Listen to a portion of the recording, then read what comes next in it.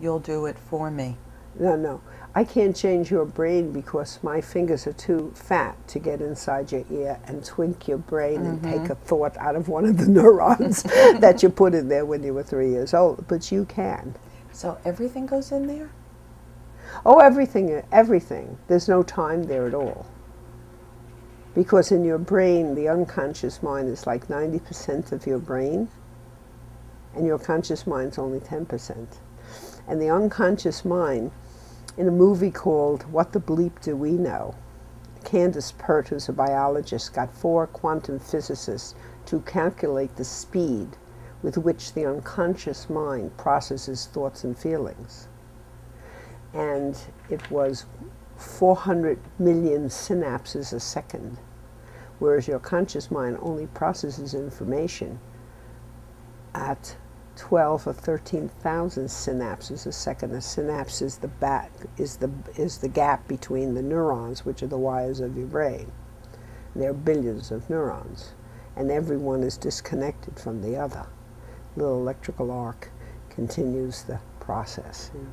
So your unconscious mind is so fast that if someone says something to you, it does a search for the meaning of that. Like, for instance, what was your first doll? I had a Tiny Tears. Tiny Tears. Look at the smile on your face. It was like a real baby. Did you see a picture? Yes. Okay. When was the last time you thought of Tiny Tears? Oh, I don't. How fast did that come up in your brain? I must have been 3 or 4. How many, well, I'm not going to start asking years, but many years. But how fast did that picture come up in your mind? Very fast. And you know what came up? That's the proof of what I'm telling you. The doll's head had cracked somehow. And one of my aunts took it to the doll hospital and had it fixed and all dressed up. And then later when I got older, someone said to me, Carol, there was no doll hospital. And I said, yes, there was a doll hospital. My aunt took the doll to the hospital. And they were trying to tell me there was a doll hospital in Manhattan. I remember something like that. Where they would existed. fix dolls. And but it's interesting. And I remember that. So you see, and that was a long, long time ago.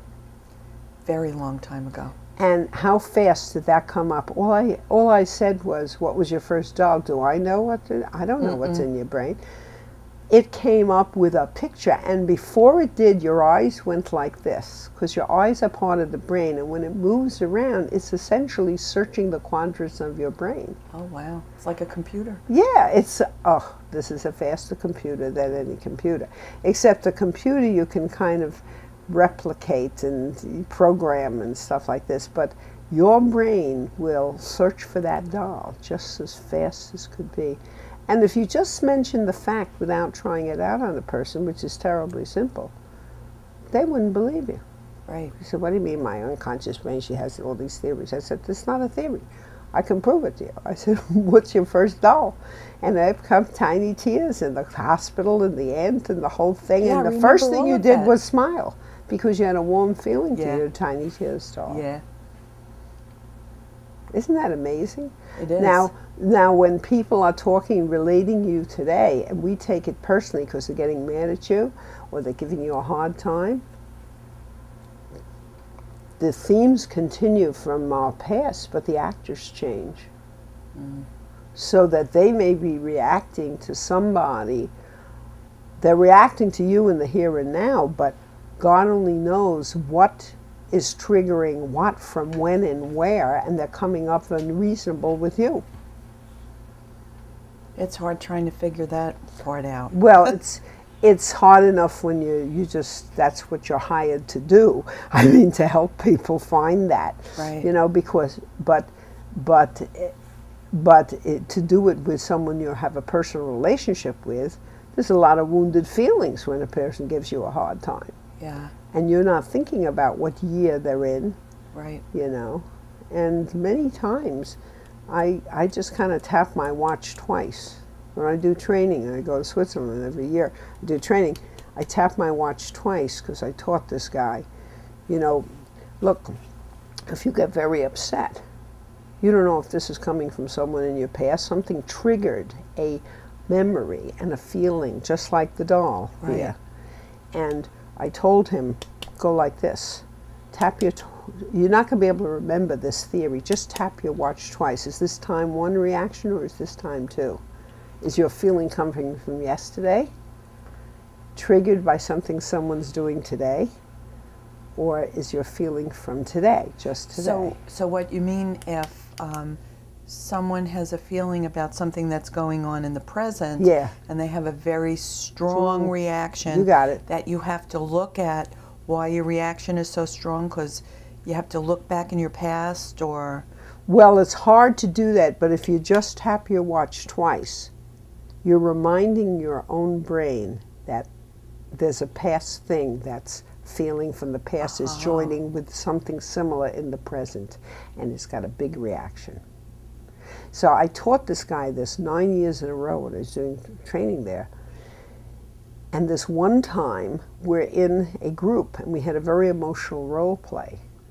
And I went around to all the people. I say, how do you feel? How do you feel? How do you feel? Just to clear away the feelings from this role play. When I got to this guy, I said, how do you feel? He jumped out of his seat, came right up in my face, and he said, I want to say to me. I can't repeat it, but I don't understand it because I love you, which means he knows me a long time. And all I did was pick up my, and everybody was aghast because he was angry at me. And I picked up my watch and I said, Bernard. And I tapped my watch twice. And he said, oh my God. He said, my mother told my father that I was bad that day, and he came home and he should take me in the shed and beat me, and he did. And when I came out, I was crying, and then my mother put her arm around me and she said, how do you feel, Bernard? Oh, the same thing I had done with my group. He said, I'm so sorry. I said, no, that was very good. It went back to when he was a boy. Wow. And his anger came up. And part of him knew, I don't understand why I'm angry at you, because I like you, you know. But it was from another time. It was just that phrase, how do you feel, Bernard? After she got her father, his father, to beat him up. We're all walking around with this. It's amazing that anyone is even sane. Well, the fact is, that's how our brains work. Isn't that interesting, though? So I got to be a nice person. I got to be a good person. Has been with you all these years. Right. And that's why in the working it out, it takes a while, because you've been saying that to yourself for all those years, you know? I can remember even going to church, and the priest would say that it was not a good thing to think of yourself. You know? Which one? Well, the evil twin? And now I understand what he was saying, you know, because it's nice to think of other people, but I took it as, oh, there it is again. I'm just supposed to be nice and not do anything nice to myself. Yeah, forget your wants, just do what you should for others. Be of service. I don't think anyone in the church, other people in church heard that, but I did. That was speaking to me. Well, that was part of your solution. That's how you'd make mommy and daddy every night. Everybody be nice to you. If only you were nice enough, then they'd be different or whatever you needed. You know, isn't that it? You got it from the priest. So now I'm nice to me. Oh my goodness! Which is really nice. Which is really good. And now you're okay as you are. You don't have to give the person in the back of the line your place. Okay.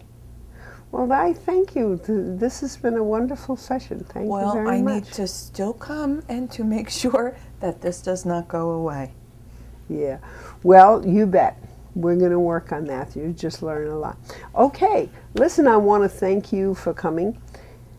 And right now, I would just like to thank Carol Dorley. Thank you for doing this show for me. Well, thank you. It was so much fun That was a roll, for me. Folks. And you are so good at this because you're a therapist, right? Yes, I am. In Somerville. In Somerville. Mm-hmm. She is a psychotherapist, and that's why she's very good and can play these roles. Thank you very much. Thank you for having me. Okay. And thank you for watching and for saying hello when I'm bopping around the supermarket somewhere. You know, your concerns and questions are very important to me, so just take a pencil, write down the number and the name and the address, and write me a letter and tell me what subject you would like us to do a show on, and I will do it. In the meantime, you be really good to yourself and just keep looking through the looking glass.